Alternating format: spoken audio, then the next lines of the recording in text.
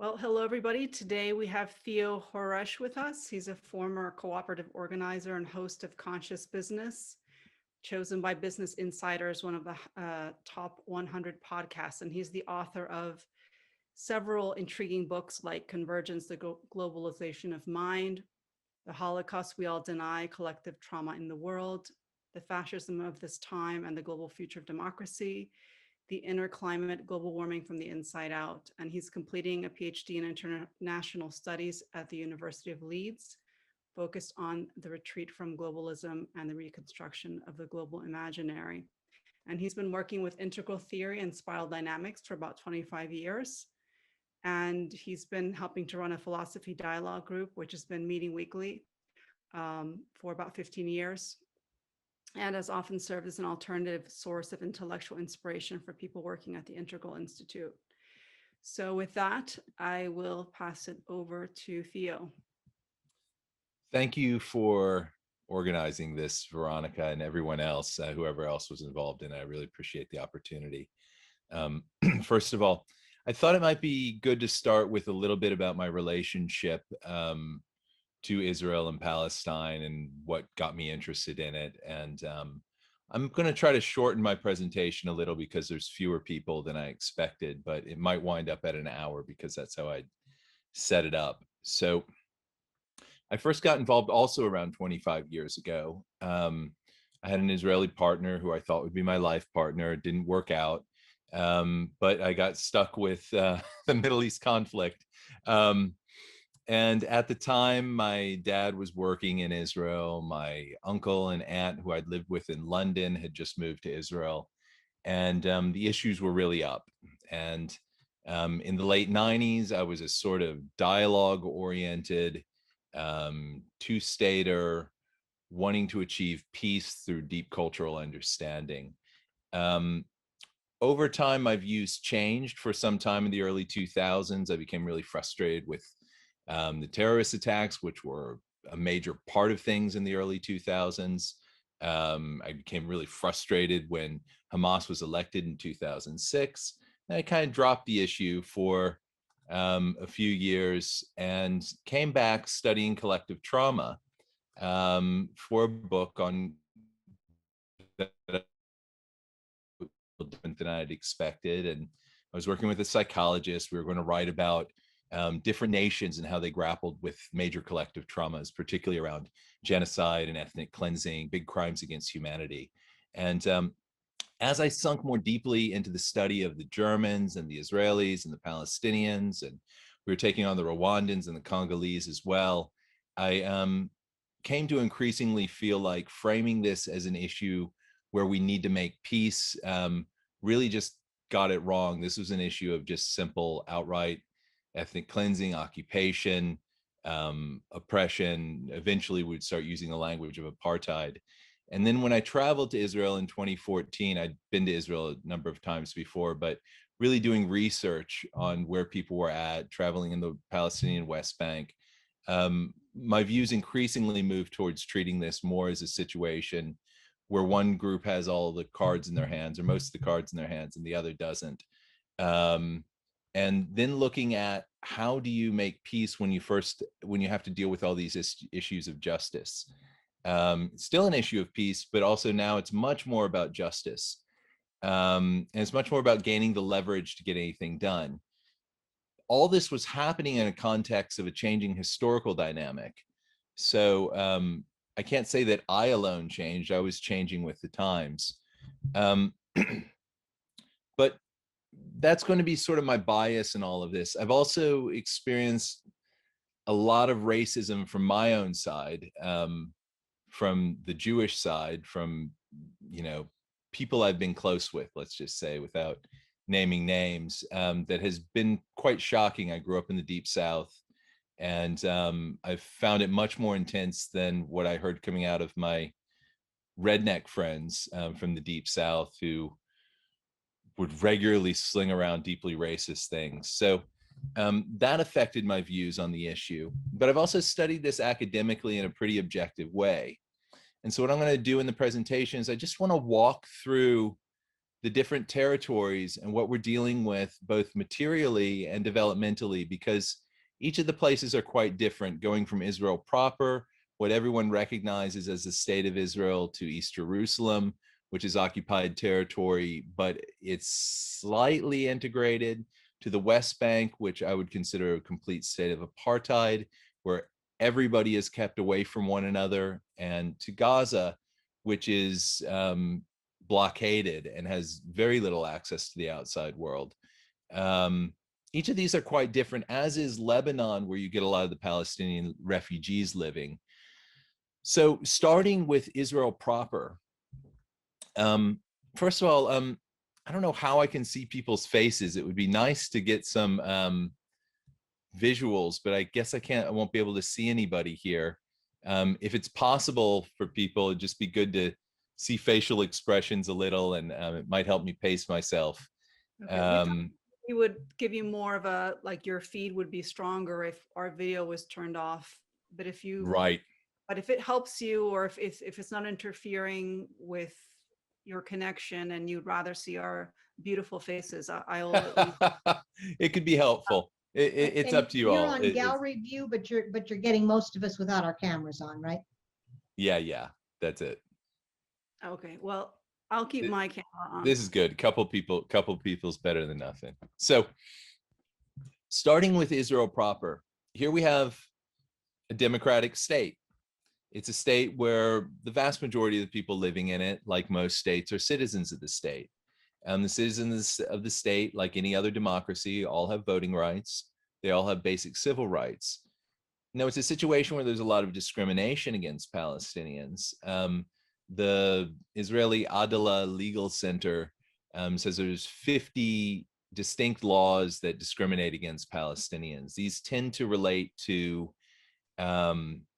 housing and education. So Palestinians are restricted where they can live in many cases. This usually means being confined to old neighborhoods. They're usually restricted on their ability to build on existing structures and to build new structures, which means their neighborhoods tend to be quite crowded. They can be restricted from living on 63% of the land in Israel. That doesn't mean they will be. These are like homeowners associations, gated communities, neighborhood associations able to keep them out. Various places can keep them out, and they're often discriminated against in the job market. Now, in past decades, from the founding of Israel, Palestinians living in Israel usually adopted the identity of Arab Israeli. They're all descendant from people who know people who've been ethnically cleansed when the state of Israel was founded. 700,000 of them were 700,000 Palestinians were ethnically cleansed. So there was a great deal of fear for their own position when the state was founded. And then in 1967, when Israel took the occupied territories, both situations amid a time of war and crisis, more were ethnically cleansed. So they kind of accepted this identity, and they've been shifting more and more towards a Palestinian identity to demonstrate their solidarity, experience their solidarity with Palestinians in the West Bank and Gaza and throughout the diaspora. This has led to more tensions within Israel, as anyone who's been watching the news recently has seen. So from the perspective of Israel proper, we're looking at something much more like a situation of, say, the Deep South in 1970 or 1975, after Jim Crow's been ended, but there's not integration, but it's actually getting worse. Now, in developmental terms, I think everybody's going to have their own view on this based on what they've seen. My own sense is Israel's working with very well advanced technology in a neoliberal economy. And by neoliberal, I mean something like a capitalist economy where there are not a lot of restrictions and the welfare state is relatively weakened. It used to be the opposite. It used to be a strong social democracy.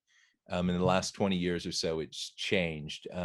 So in addition to sort of any Israeli-Palestinian tensions, you're going to have the tensions that come with severe inequality, but you're also going to have a lot of those technological advantages. It looks very nice. It's and a lot of economic development. I'd say that you've got institutions hovering around orange, most of the economic, political institutions with a little green, and you've got a well-developed spiritual scene in Israel, and Eastern spiritual scene. A lot of the things that people are into spiral dynamics would be into. And in that sense, from what I've been able to see, Palestinians are relatively integrated into that in terms of higher education, but it's kind of difficult to tell. I'm going to go more into that later as I move into out of the territories and into the abuses and pathologies of higher development. But to get a general sense of the lay of the land, that would be a good place to start. Now, if you move on into East Jerusalem, which is, you move on into East Jerusalem, you're in occupied Palestinian territory. What that means is the Palestinians there are not citizens of the state of Israel. They don't have voting rights, and they seem to have limited access. It's very confusing to tell what exactly an East Jerusalemite has. They have access to Israel in a way that the rest of the Palestinians don't. So they have a slightly different status. They can travel outside the country, but it's not always clear they'll be let back in when they are. In vast majority of cases they are, but sometimes they're not. They're living in a more developed situation economically than Palestinians in the West Bank and certainly in Gaza, which is much poorer. But their homes can be destroyed at any time to make way for settlers. Jerusalem is was a mostly Palestinian city, about 3/4 in terms of territory. And that's increasingly changed. 250,000 settlers have moved in. And that's often meant pushing Palestinians off their land. What we saw in the Sheikh Jarrah neighborhood in recent weeks, maybe now it's months, I lose track of time, but it's still going on. You're having thousands of people being pushed out of their homes. You even had pogroms, basically, where settlers were rampaging through neighborhoods, stealing people's homes through force, with IDF's Israeli Defense Force soldiers looking on. So this is a very precarious situation. It's a very intense situation. Palestinian protests tend to be put down with some kind of light force, but force nevertheless, with lots of arrests. Meanwhile, just a couple of days ago, Israeli settlers held a protest. They were going through Palestinian neighborhoods, area that I knew well from my time there, chanting "Death to Arabs," saying there should be a second Nakba or ethnic cleansing. Everyone was chanting these things. Kids were in on it. Crazy scene. Now, most Israelis hate that. They'll vote in governments that support the settlers, but they can't stand the settlers and what they're doing. That's a general impression, the sort of norm, at least those kinds of settlers. Now, ones that are just on the margins, that are just inside occupied territory, they might feel a lot different about that. That's looking more and more like the suburbs of Tel Aviv even, or that's just suburban living in some ways. It's hard for me to get a grasp on how people feel about that exactly. So take that with a grain of salt. But my general impression is, as you move deeper into the West Bank, the settlers are seen as a major nuisance, but they still get the support of the government. You move further out and they're generally more and more accepted. Now, cross from East Jerusalem into the West Bank, and you have a situation that's much more clearly apartheid. Palestinians live in separate communities. They go to separate schools. They use separate hospitals. Most of their infrastructure is separate. They even drive on separate roads in most instances, although there are some mixed highways. The settlements in the West Bank, you can think of them as kind of like encroaching in little bits and pieces. And so you've got these cities, Palestinian cities, that are pockmarked with settlements nearby. So these might be neighborhoods of anywhere from 100 people, 1,000 people. They could be settlements that are tied together with one another, so you get thousands of people. And and you have to divert roads around them. You have to have checkpoints when you come near them. So it's it's more than an economic or a travel nuisance. It's hampers trade, hampers the ability to maintain business between cities. You often don't know when these checkpoints will arise, when they'll be shut down. But then you have the situation of the settlements as they exist on the ground, and usually you'll have a Palestinian village and a settlement up high on the hilltop. The settlements are usually started illegally. The settlers will come in, they'll set up some buses, maybe, some very rudimentary structures, and often they'll be removed. And then they'll come back in, and the Israeli government will remove them. And they'll come back in again, and they'll be allowed to stay. It's difficult to tell whether there's mixed feelings within the government.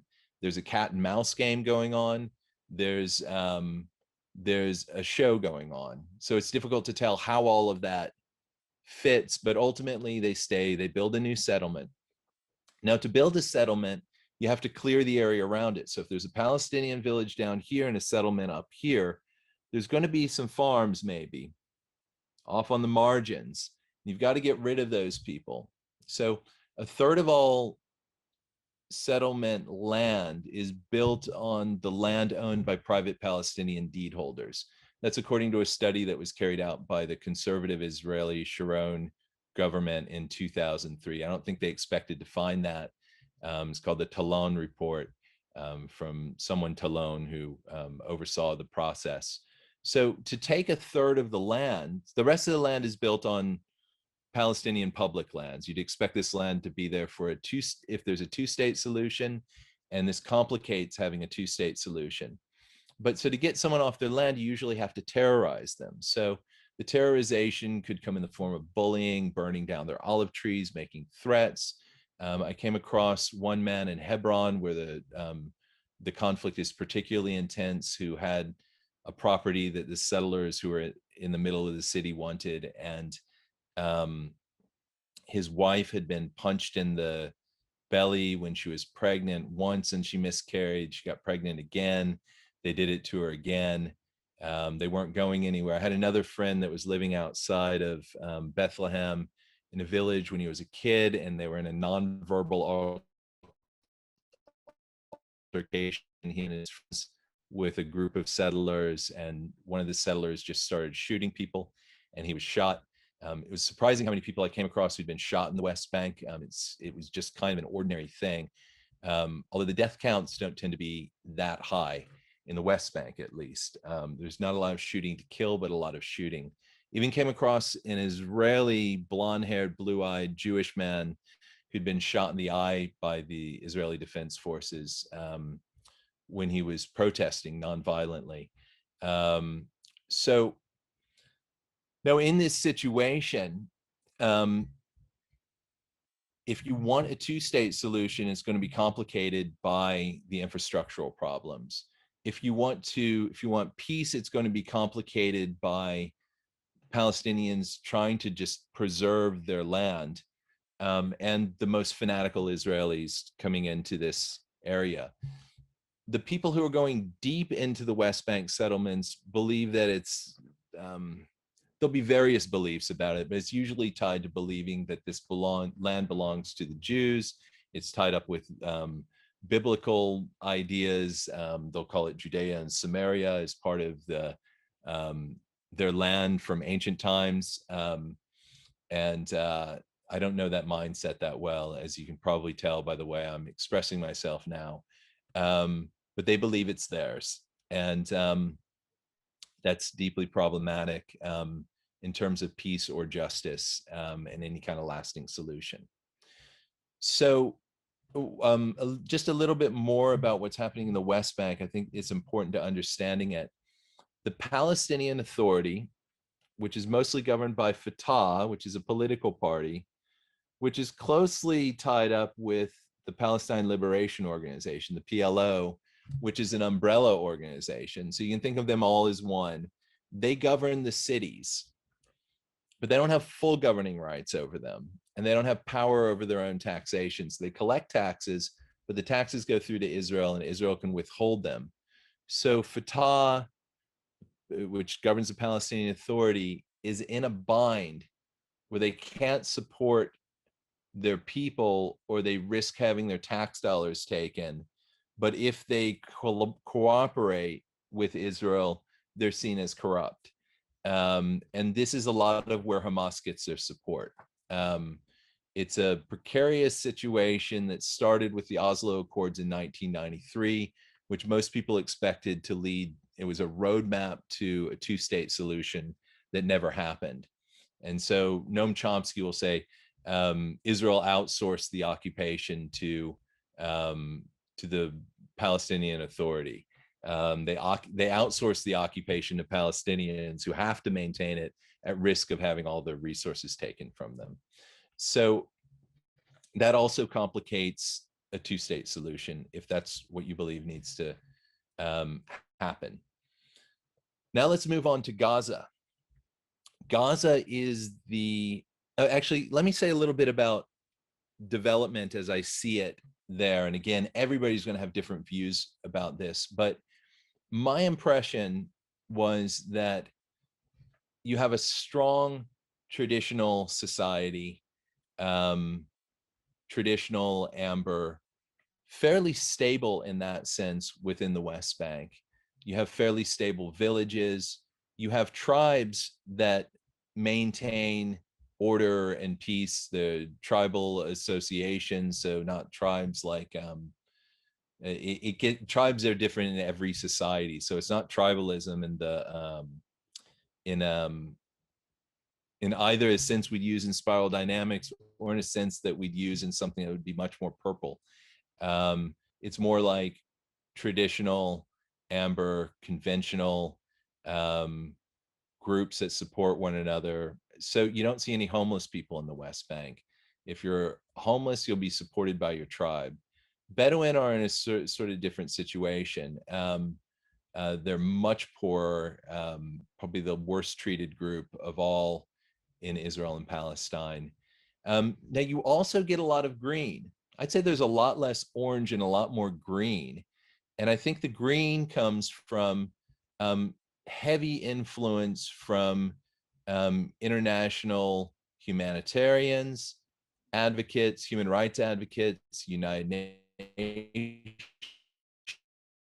You run into loads of people with embassies there, and most of the people traveling through are very green.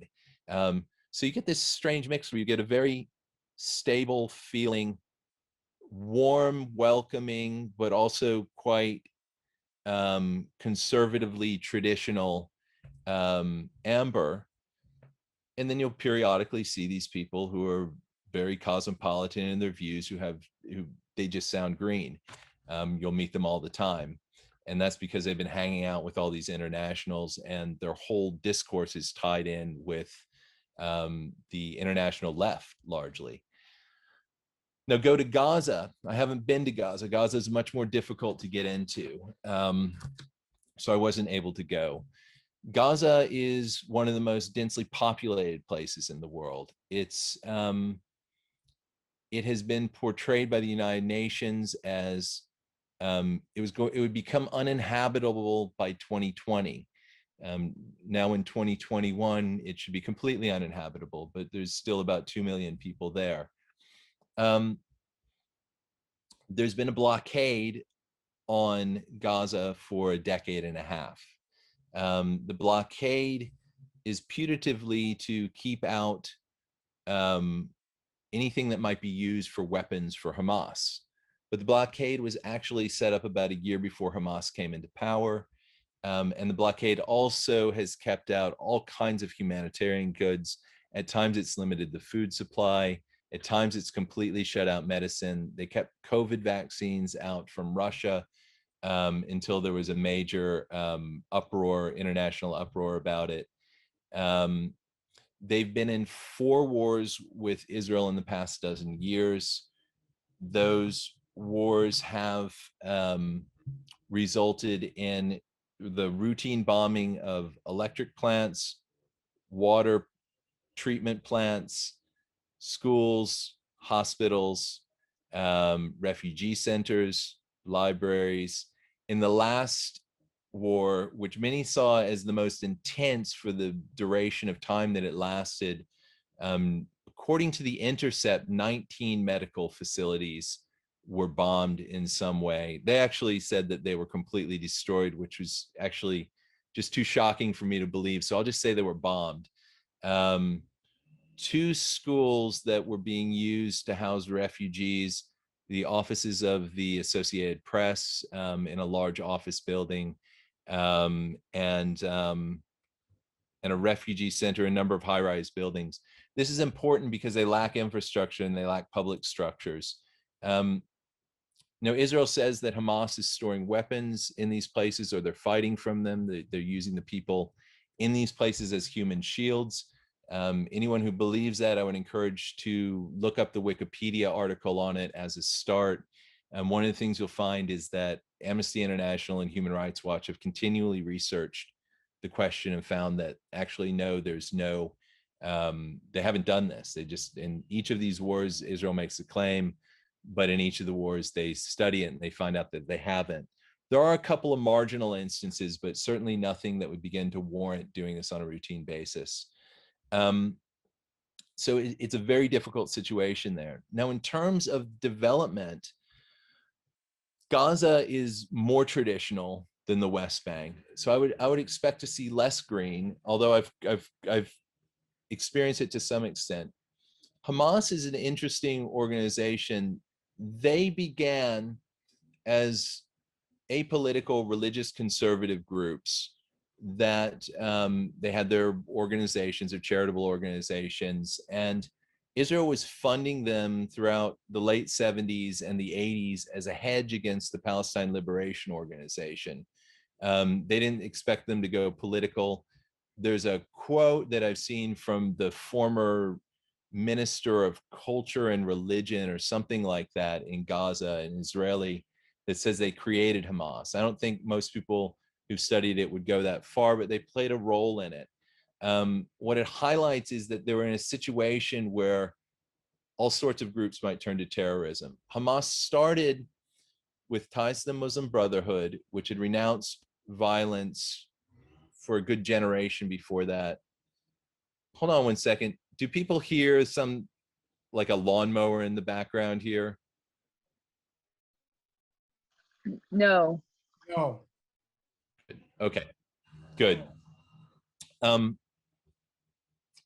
They had, so anyways, Hamas started as a resistance organization. They were fighting Israel, targeting only soldiers. They didn't enjoy much popularity, nor did terrorist attacks enjoy much popularity. In 95, Israel carried out, well, an Israeli citizen carried out a major terrorist attack in a mosque that killed 40-something people. And it was right next to a settlement. The guy wasn't prosecuted, I believe was the case. Israel basically did nothing about it. Hamas said they would do an eye for an eye, and that was when they turned to terrorism. The terrorism lasted until 2006, and it stopped. You could say that bombing indiscriminately is terrorism, but they lack the precision-guided weapons, so it's hard to tell what they would do if they had them. So the situation in Gaza, though, from Israel's point of view, it's all about Hamas. If you could just get rid of Hamas, then we could open up Gaza. But it's hard to believe when Gaza had closed down before Hamas took power, when Israel played a part in bringing them to power. And Hamas has also offered on a number of occasions to hold talks, negotiating for a two-state solution based on 1967 borders, as everybody else would offer a talk. Israel hasn't taken them up. So it is an undeveloped situation. And then strangely, in Gaza, it has levels of literacy that are a little higher than the United States. So it's something like 98.6. Of course, I might be getting that mixed up with an even temperature, body temperature, but generally it's in the high 98s. And close to 50% college degrees, and significant portion with higher graduate degrees. I still don't know what to make of that. I'm kind of blown away by it. I just found it out recently. So now I want to shift over to how do we make sense of how all this fits together? Of course, we can take a historical perspective, and people might ask about that. And I initially wanted to talk about that. So if we're wanting to cast blame, we have to get into the history. I'm just taking things as they are, maybe as they've been for the last 20 or 30 years. And so please ask questions when we get to that. If we need to go into that, where to cast blame. But this is sort of the situation it is structurally. How do we work with this? But before getting into that fully, I want to say something about the abuses of higher development and the pathologies of higher development. And I want to just look at this in the simplest terms of, if anyone is more highly developed than someone else, this could be an 8-year-old and a 6-year-old. It could be someone from a developed society who's got an education and someone from an undeveloped society who doesn't. This could be someone who's done a lot of work on themselves and someone who hasn't. There's the person who's more developed will know more. They'll be able to maneuver more.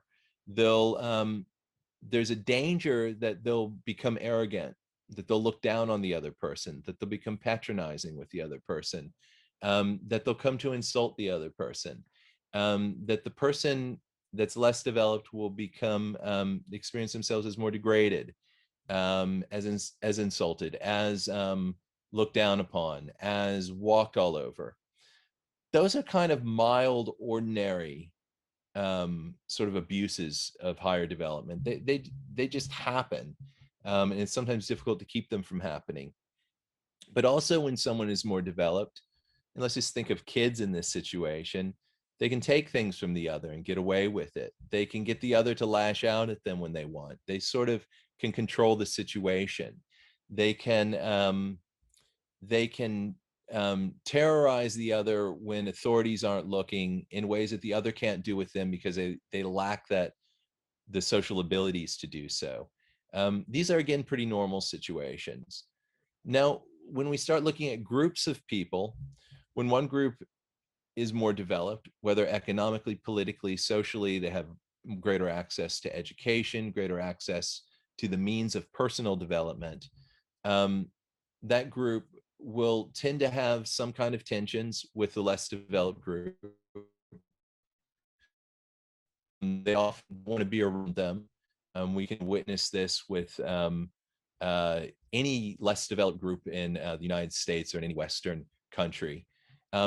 When that gets really bad, oftentimes the less developed group will be kind of kept away in their own neighborhoods, kept away in their own schools. You don't want your children infected with their lack of knowledge, or their views, their less developed views. And oftentimes their labor will be exploited. In the worst case scenarios, they'll simply be robbed from, they'll be stolen from, they'll have their property taken. Or the laws, in a much more normal situation, the laws will be crafted in such a way that you're able to take things from them legally. Again, this is all fairly normal. Now, in a situation where one group is more developed than the other, and they're exploiting the less developed group, you can wind up with the developed group regressing. They're going to regress because they stick to their own, they limit their moral sphere, they limit their sphere of tolerance, inclusion, a sense of group identity. And so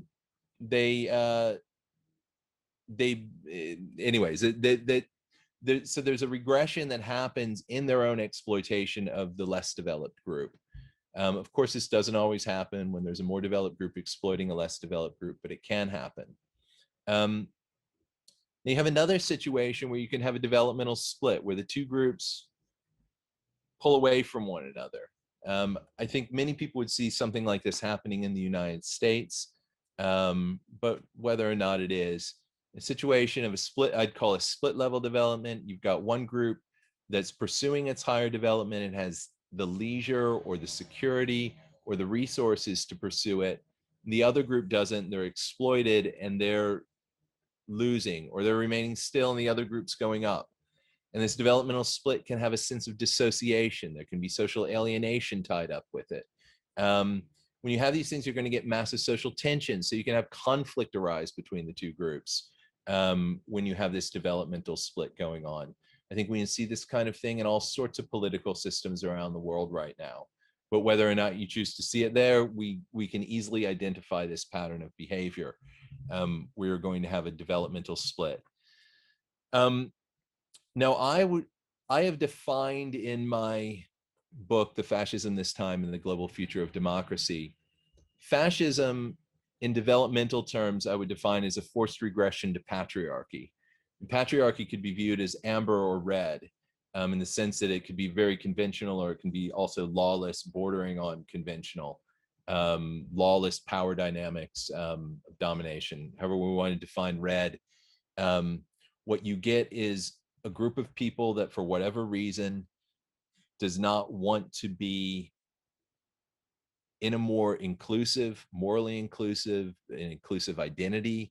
They don't want to maneuver the same complexity, and they try to cut things off in their lives to simplify them. But this isn't the simple living movement of green. This is a forced regression where the laws and group identity is mobilized in order to plunge downward on the developmental ladder. This is a situation that I see going on in Israel in a pretty strong way. That doesn't mean this is a fascist state, doesn't mean right now they have a fascist government, but these are many of the fascist energies. In a situation of fascism, you also tend to have a us and them, strong targeting of a racial or ethnic outgroup that's abused, with extra legal violence. That's a very important part, which you see among the settlers particularly, and a highly militarized state. There's other features of fascism that are typically there in any fascist group or fascist state that you don't see in Israel. You don't see anything close to a cult of personality around a single authoritarian figure, as we see with Putin or with Trump. They just never got that. You do have, though, a situation that you'll see in almost every state that has identified as fascist, taking the broadest view, which would be like Nazi Germany, Austria around the time of the Second World War, Italy, Mussolini's Italy, fascist Italy, Franco's Spain, Chile under Pinochet. What you have is a situation where democracy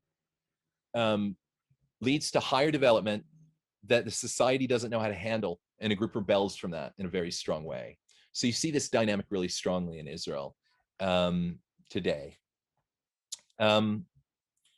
So most people in Israel will see the state or see the country as becoming much more right-wing. People who, I think almost anybody that someone at a Spiral Dynamics group could relate with on a peer-to-peer level developmentally would say that there's some kind of regression going on. I believe they would say that, although I can't say for sure. That there's a lot of regression. Some of this is just demographic, where the least developed groups are populating the fastest. So the final thing I want to get into is solutions. How do we find a way out of this? And there's principally three political solutions with one legal solution and one philosophical pragmatist approach that I'd like to add to it. The three political solutions would be a two-state solution, a one-state with equal rights for all, a binational state where various elements of governance are shared by self-governing autonomous areas. The two-state solution, as I've probably said enough about that with getting into the West Bank, the big impediment to that is infrastructurally. You just have 750,000 settlers behind the green lines, 50,000 in the West Bank, 500,000 in the West Bank, 250,000 in East Jerusalem. among a population of about 4 million Palestinians.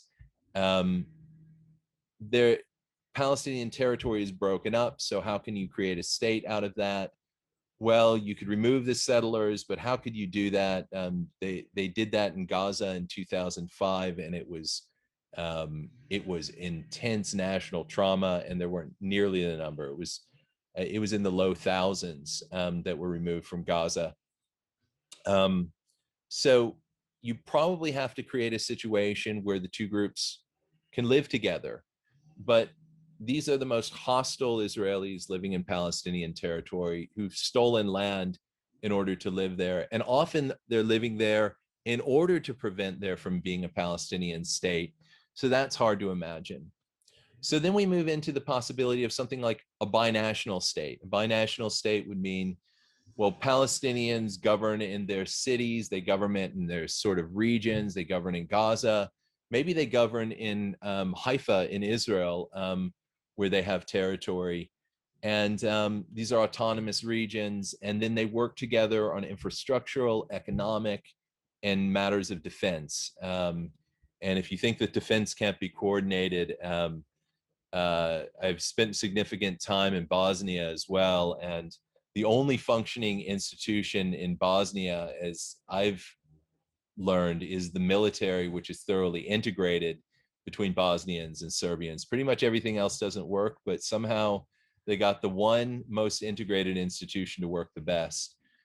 So that's quite possible, but it's a fraught situation, pulling the two groups together when you have equally divided ethnic groups. So then you have this situation of a one-state solution with equal rights for all and equal voting rights for all. This is very hard to imagine for people, but it makes perfect sense. It settles all of these difficult questions about this patchwork of places.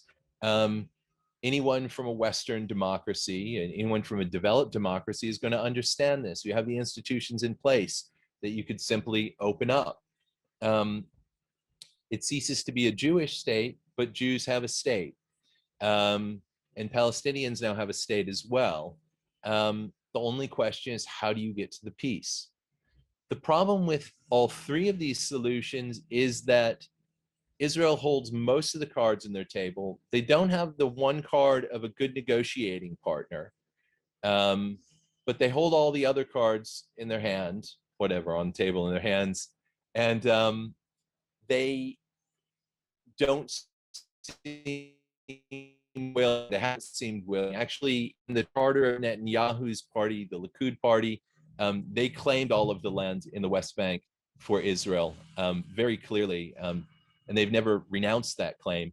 And now the new prime minister of Israel in a widely diverse coalition government came to power with a party made up of settlers, and his current party is called Rightward, and most people perceive him as to the right of Netanyahu, although they perceive the coalition as more broadly diverse. If you're not familiar with coalition governments with multiple parties, it gets confusing. That's the best I'll do for explaining it for now. So there's no leverage to get any of these solutions right now for Palestinians. So people like myself, and I do include myself here, believe they engage in advocacy for Palestinians because to get to any kind of solution, they have to increase their strength. People need to be more exposed to the abuses of Israel, the occupation, the history of ethnic cleansing, the apartheid, the crimes against humanity in Gaza, all these sorts of things that I've mentioned. Although I've generally tried to lay out a systemic view here, you can see how it would easily lend itself and lead to advocacy. So now, if you have that leverage, then the question of, well, what do you do? Once you have the leverage, you're immediately in a situation where you have to make peace. So South Africa was lucky that they had a strong leader in Nelson Mandela who could immediately flip once he's in government and do everything he can to make peace. There is a Palestinian Nelson Mandela who's in prison now. He's the most, Marwan Barghouti, is the most popular continually scores as the most popular Palestinian politician. He'd win by a landslide if he ran today in elections from prison. It looks like he'd win by a landslide. He has the full support of Hamas. He's in Fatah. He has the full support of Fatah. He has the full support, from all I can tell, of Israeli two-staters. I'm often surprised in people who wouldn't like this presentation, who will argue with me, and then I mention his name and they're wild for him. So there's that possibility. There's someone who can talk to both sides, who, as the top negotiator from the late 90s told me in a very small, intimate personal conversation with a number of people, he has an agile mind. That's the main thing we lacked in a Palestinian partner, was an agile mind, someone who can break out of old modes. So there is clearly a developmental issue with negotiating with Fatah, the Palestinian Authority, old PLO people, Mahmoud Abbas, if you know these people, the principal negotiators. They've been very old. They're very elderly now, and they have a very old mindset. And but these Israeli negotiators from the late 90s, when the two-state solution looked possible, see themselves as so marginalized. It's unbelievable. I mean, they're out of power. I befriended in 2014 a politician who headed the Socialist Party, the Mapam Party. It was one of Israel's founding parties, a well-respected party at the time of their founding. He'd been head of it, and the party was defunct. There was no way for him back in power, and they're virtually ignored now. And not only is the party ignored, but the whole scene is ignored. People talk about, well, people used to talk much more about Democrats and Republicans coming closer together. This was around the 90s and the early 2000s. And or the left is being dragged to the right, but America never saw anything like what I've seen in Israel in the last 20 years. Again, other people might have seen something different. This is kind of a judgment call based on a lot of factors. So now, with all of this together, I struggle with, okay, well, what is the higher development point of view? The justice cause gets Palestinians a leverage, which gets them to the bargaining table, which gets the world supporting them in their basic rights, which is to have a state, to have protection over their lands, to get the settlers out of their land, to open up Gaza so that it's not